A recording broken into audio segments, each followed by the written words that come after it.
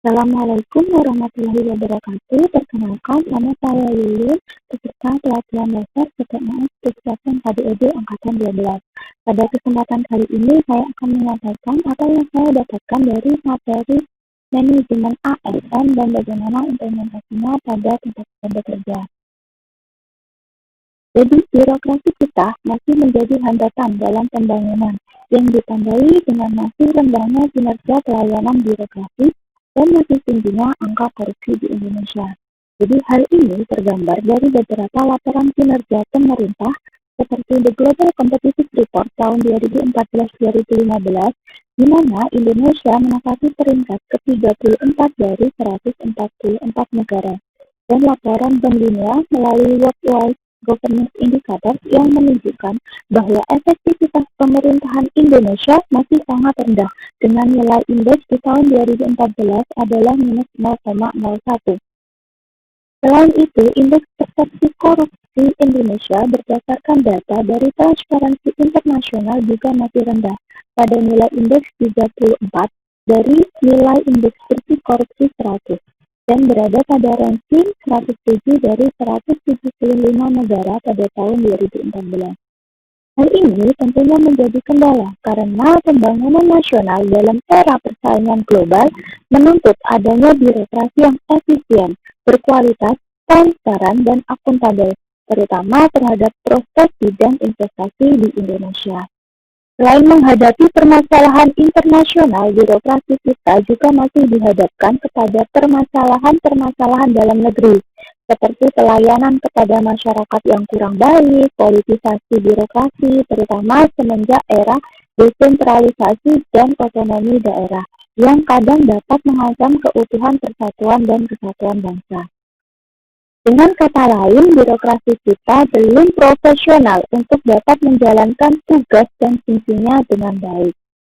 Nah, untuk mewujudkan birokrasi yang profesional dalam menghadapi tantangan-tantangan tersebut, pemerintah melalui Undang-Undang Nomor 5 Tahun 2014 tentang Aparatur Sipil Negara telah bertekad untuk mengelola aparatur sipil negara menjadi semakin profesional.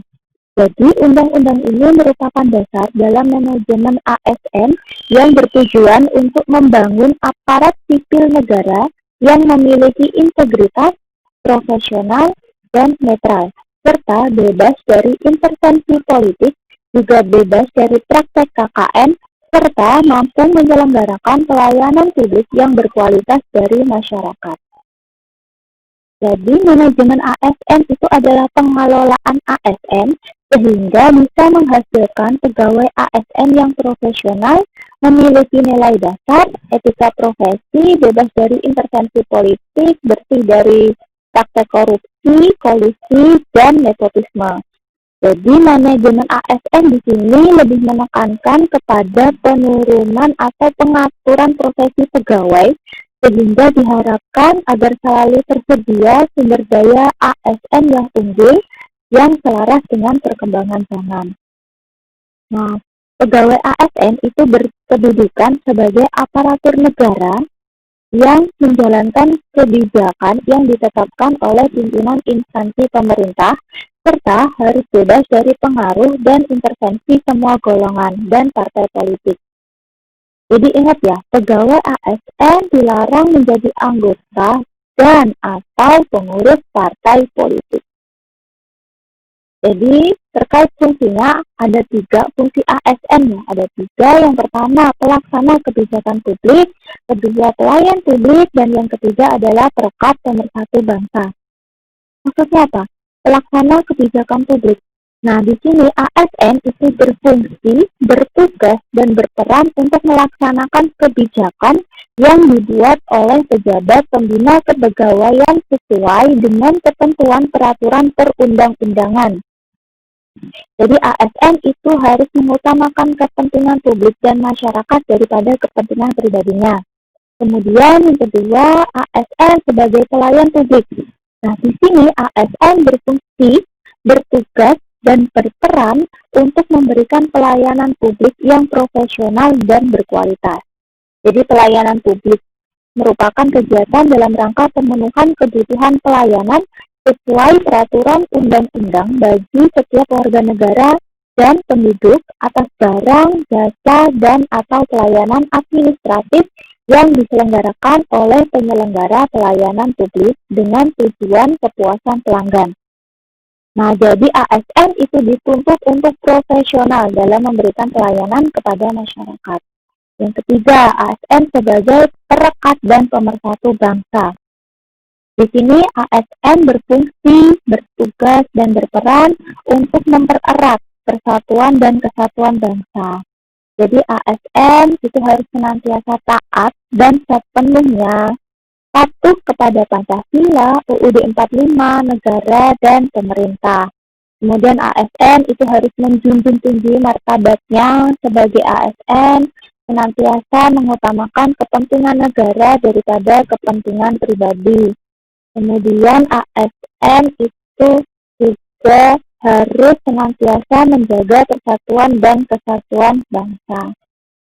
Selanjutnya, saya akan menyampaikan hak dan kewajiban ASN. Jadi untuk haknya ada gaji, tunjangan, kemudian fasilitas, cuti, jaminan pensiun dan hari tua. Nah, ini hanya berlaku untuk PNS, tapi tidak berlaku untuk PPPK atau P3K. Kemudian ada hak terkait perlindungan dan hak terkait pengembangan kompetensi. Terkait kewajiban ASN itu yang pertama, itu harus patuh, harus setia, taat pada Pancasila, Undang-Undang Dasar 1945, kemudian NKRI dan pemerintah. Yang kedua, harus menjaga persatuan dan kesatuan bangsa. Yang ketiga, melaksanakan kebijakan yang dirumuskan pejabat pemerintah. Kemudian selanjutnya mentaati peraturan perundang-undangan. Yang selanjutnya adalah melaksanakan tugas kedinasan dengan penuh pengabdian, kejujuran, kesadaran, dan tanggung jawab. Kemudian harus selalu menunjukkan integritas. Terakhir, terkait dengan refleksi atau internalisasi. Jadi selanjutnya, peran dari pegawai ASN itu adalah sebagai perencana, pelaksana, dan pengawas penyelenggaraan tugas umum, pemerintahan dan pembangunan nasional melalui pelaksanaan kebijakan dan pelayanan publik yang profesional, bebas dari intervensi politik, serta bersih dari praktik korupsi, kolusi, dan nepotisme. Selanjutnya, implementasi dari materi manajemen ASN pada tempat saya bekerja nantinya adalah yang pertama, melaksanakan kebijakan yang dibuat oleh pejabat pembina kepegawaian sesuai dengan ketentuan perundang-undangan. Kemudian yang kedua, akan selalu berusaha untuk memberikan pelayanan publik yang profesional dan berkualitas. Kemudian yang ketiga, akan selalu senantiasa menjunjung tinggi martabat ASN serta senantiasa mengutamakan kepentingan institusi daripada kepentingan pribadi. Terima kasih, itu saja yang bisa saya sampaikan melalui video ini. Semoga bermanfaat. Wassalamualaikum warahmatullahi wabarakatuh.